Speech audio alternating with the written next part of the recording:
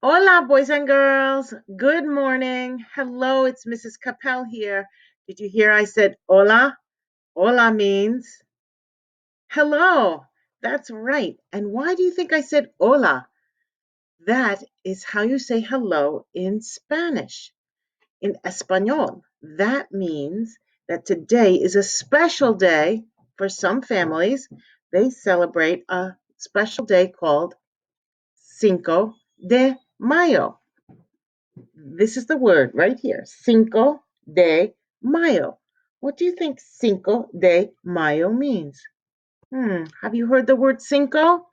Yeah, it's a number word in Spanish. So here are our numbers, and let's practice counting in Spanish. Uno, dos, tres, cuatro, cinco, seis, siete, ocho, nueve, 10. Muy bien. Very good. So happy Cinco de Mayo to you, boys and girls.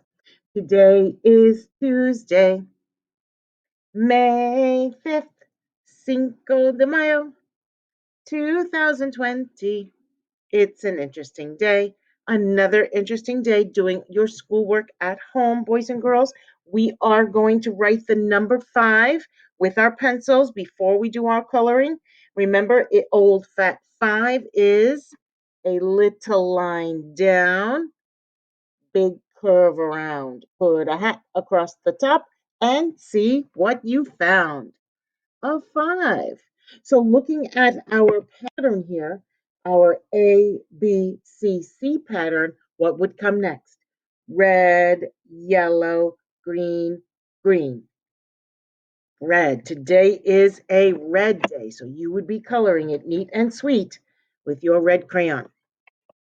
So, boys and girls, I do not have a special book in Spanish, but I'm going to go back to the classroom if I can this week and see if I can get you another book that talks a little bit about the Cinco de Mayo.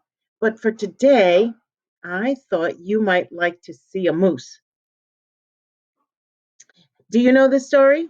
The pictures look familiar to some of you? If you give very, very popular book by Julie Joff Numeroff. Now she's got lots and lots of other if you do such and such kind of books. Those are called circular stories. They start and they go around in a circle. So this is If You Give a Moose a Muffin. It was illustrated by Felicia Bond. So, what do you think? Fiction or nonfiction? Fiction, right. That means it's going to be a fun story, a fantasy, fake, fairy tale, talking animals, things like that. So here's the copyright page, and here's the moose looking at this house, and it looks like there's something coming from the home. Can you see what that might be? This book was dedicated for Alice and Emily, the two best sisters anyone could ever possibly want. Now let's look at the illustrations here. Looks like she's doing what? Tossing a muffin to the moose. That's right. If you give a moose a muffin, okay, here comes the story. He'll want some jam to go with it. So you'll bring out some of your mother's homemade blackberry jam.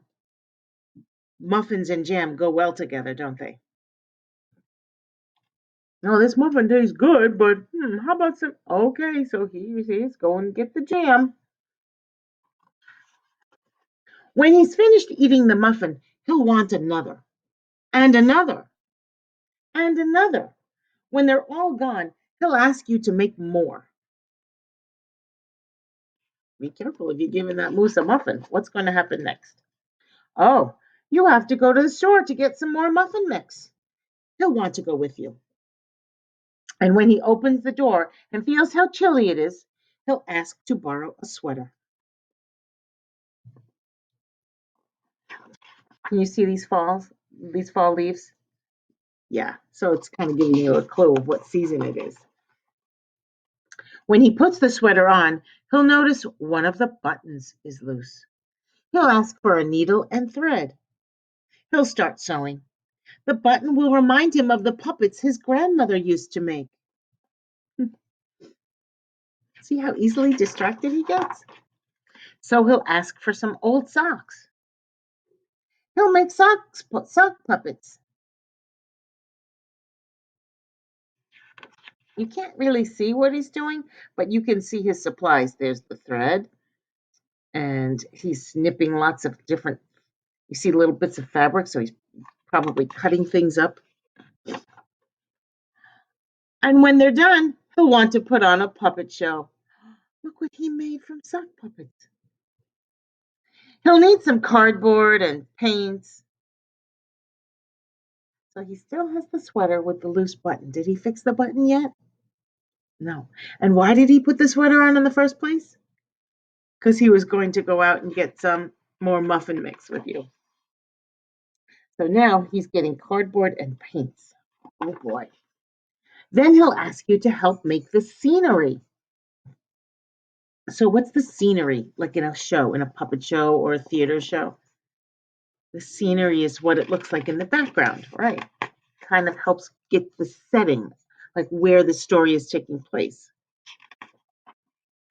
When the scenery is finished, he'll get behind the couch, but his antlers will stick out. So he'll ask for something to cover them up. You'll bring him a sheet from your bed. And you see the antlers here? And there are the two puppets. Oh, goodness. She's tired. When he sees the sheet, he'll remember he wants to be a ghost for Halloween. He'll try it on and shout, "Boo!" It'll scare him so much, he'll knock over the paints.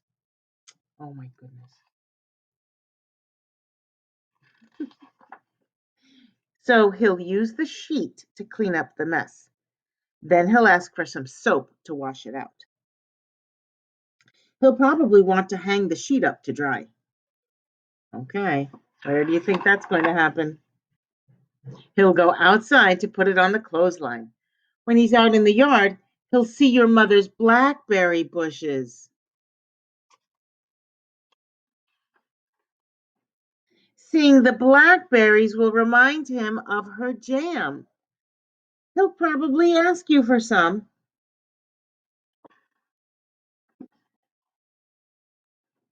And chances are, if you give him the jam, what's going to happen? What does he want with the jam? He'll want a muffin to go with it. The end. So, do you see what I mean by a circular story?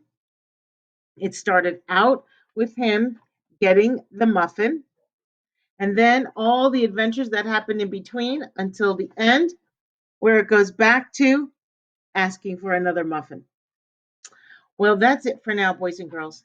So, I hope you enjoyed If You Give a Moose a Muffin. If you like this, I can get lots of other books like this too. So send me a thumbs up or a little email or a picture that you like this. And I could get books like If You Give a Pig a Pancake or If You Take a Mouse to the Movies. So lots of other circular stories like that by Laura Duffy Numeroff. Well, that's it for now, boys and girls. Happy Cinco de Mayo. Have a great day. Bye bye.